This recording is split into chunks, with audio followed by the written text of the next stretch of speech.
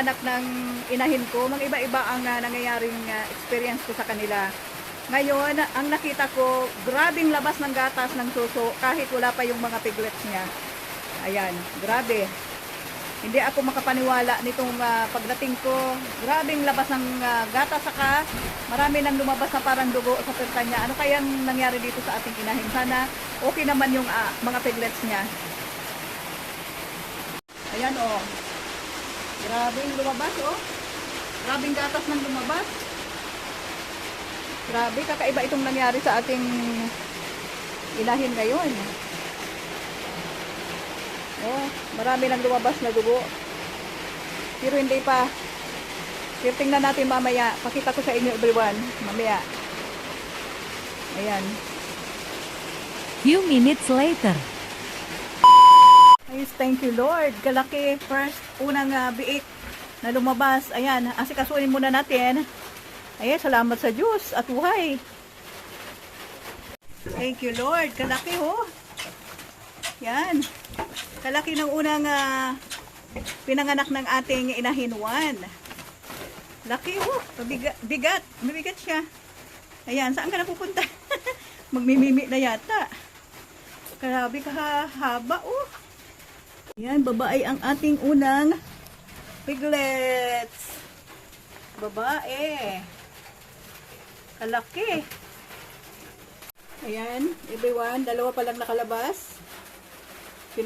Pinamimi ko kaagad nang makapagpahinga sila ng kaunting oras. Ayan, napakabait ng ating inahin. Kasi nagpamimi siya kahit nagle-labor pa siya. Ayan, napakabait. Kita nyo? Ang lalakas. Lakas umumimi. Nakamimi ka agad, oh. Kalalabas pa lang. Ilang minutes pa lang. Ayan, nakakuha ka agad itong ating unang, ayan, yung panganay, Panganay yan, malaki na yan. Ito yung pangalawa, oh. Ayan. Habang, ay, kalaki! Kalaki, everyone! Oh, yun! Nakalabas yung pangatlo, napakalaki, oh. Grabe. Habang nagmimimi yung dalawa dun, ito yung napakalaki, oh. Sige, asikasuhin muna natin. Malaki yung pangatlo, lalo, oh. Yan. Yung pangatlo ay mas lalong malaki.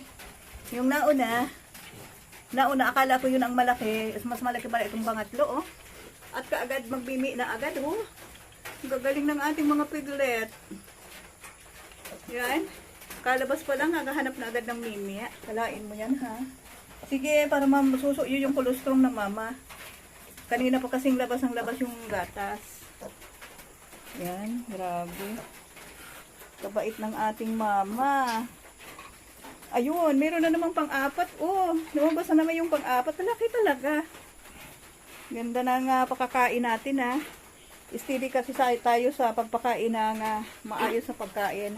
Gusto yung ating ibinibigay na pagkain sa ating inahin, sapat talaga. Kaya ang lalaki ng mga piglet. Sana marami siyang ianak. Ayan.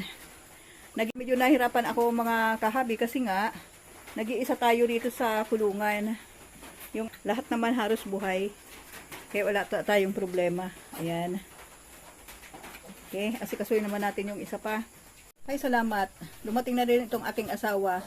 Nakapalabas na tayo ng 4 saka palang dumating, oh. Ayan. Grabe. Pinagpawisan ako. Nag-iisa ako. Ayan. Kaya dapat talaga dalawa. Ayan. Hindi pa nasundan yung 4. Ayan. Pinasok namin yung ginawa ng asawa kong creek ng mga piglet natin. Ayan. Para meron tayong kulungan ng mga piglet. Lalakas na nila, oh. Namatay pa yung solar na ilaw natin, oh. Kasi buong maghapon ng ulan, hindi lumabas yung init. Kaya ayan, nalubat ka agad.